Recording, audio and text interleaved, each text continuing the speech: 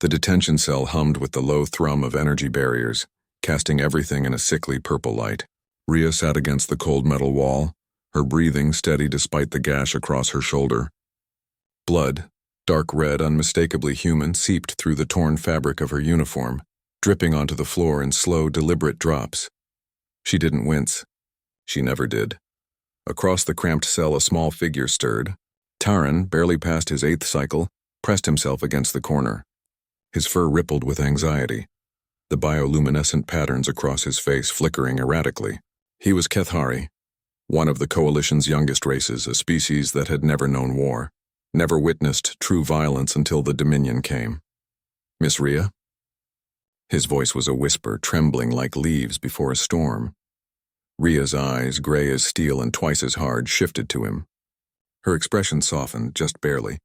"I'm all right, Taran. You're bleeding." The cub's large amber eyes fixated on the wound. They hurt you. They tried." Rhea's lips curved into something that wasn't quite a smile. "There's a difference." Outside the cell, the Dominion guards laughed. They were Vrexel, towering chitinous beings whose empire had crushed 17 star systems in as many years. They didn't see prisoners as people. They saw resources, leverage, meat. One of them, Commander Thex, approached the barrier. His mandibles clicked with amusement. "The human stays quiet, good. Your kind learns fast when properly motivated." Rhea said nothing. She simply stared, and somehow that silence carried more weight than any threat. Thex's amusement faded. "You understand your position, yes? Your ship is destroyed. Your crew is dead. You are alone. The cub—" He gestured with a segmented limb toward Taran. "He is valuable. His people will pay handsomely for his return. You are nothing. A curiosity, an anomaly in our records." "Is that what your records say about humans?" Rhea asked, her voice calm as a frozen lake. "They say you are weak, fragile. Your lifespans are short, your bodies vulnerable, your empire young and foolish." Thex leaned closer to the barrier. "They say you bleed easily. They're right about that last part." Rhea touched her wound, her fingers coming away crimson. She held them up to the light, studying the blood as if seeing it for the first time. "We do bleed easily." Taran crept forward, his small hand reaching out. He hesitated, then gently touched the edge of her wound. His fur stood on end and his patterns went completely dark. A Kethari's instinctive response to danger. "Miss Rhea." His voice was barely audible.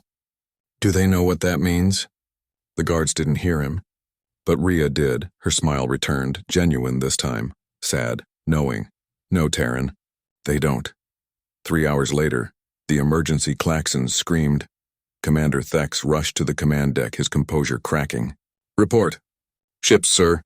Dozens of them dropping out of hyperspace at the edge of the system. The sensor operator's voice pitched high with panic. "Humans, sir.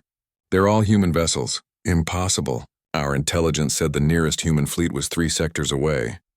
They're here now, Commander, and they're transmitting something." The view screen flickered to life.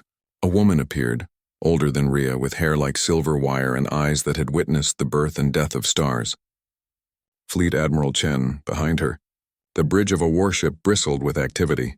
"This is Admiral Chen of the Terran Defense Fleet to the Dominion vessel holding our people." Her voice was ice and iron. "You have something that belongs to us." Thex's mandibles ground together. "This is Dominion space. You have no authority. You made her bleed." The simple statement silenced him. Chen leaned forward. "Do you understand what you've done? Humans don't have scales. We don't have chitin or adaptive hides. We don't regenerate limbs or hibernate through injuries. We're soft. We're fragile. We bleed from the smallest cuts." She paused. "And because of that, we became very, very good at making others bleed. You're threatening us over one prisoner?" "No." Chen's expression didn't change. "I'm explaining what's about to happen. You see, when humans bleed, other humans come. Not because we're valuable like your intelligence reports suggest. Not because we're strategic assets. We come because that's what we do.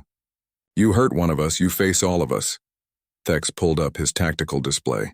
27 human ships surrounded his position. More were arriving every minute. "This is madness. You would start a war over—" "We don't start wars, Commander. We finish them." Chen glanced at something off-screen. You have 5 minutes to release our people. After that, we demonstrate why every species that ever tried to exterminate humanity learned to regret it. We are the Dominion. We have conquered 17 systems. Yes, we know. Chen's smile was colder than the void. You know what's interesting? Humans have lost 17 wars in our history. We're still here. Can you say the same about the empires that beat us? In the detention cell, Rhea heard the klaxons, heard the panic in the guards' voices. She pulled Terran close, covering his ears as the first explosion rocked the ship. What's happening? The cub asked, trembling. They're coming for us, Rhea said softly. I told you. Humans are fragile. We break easily. We bleed. She looked down at her wound, then at the small face staring up at her. But we never ever abandon our own. The cell door burst open. Not Dominion guards, but human Marines in full combat armor, weapons raised, faces grim. The squad leader pulled off her helmet. Ma'am, we're here to bring you home. Rhea stood, lifting Terran in her arms. As they walked through the corridors past surrendering Vrexel, past shattered barriers, past the evidence of humanity's terrible efficiency, Terran whispered, They came for you. They always do, Rhea replied. That's the thing about making a human bleed, Terran. It's not the wound that should scare you. It's what comes after. Behind them, the Dominion flagship powered down, surrounded by Terran warships. Commander Thex would survive to file his report, and in that report he would add a new entry to their records about humans. They bleed easily. But they never bleed alone.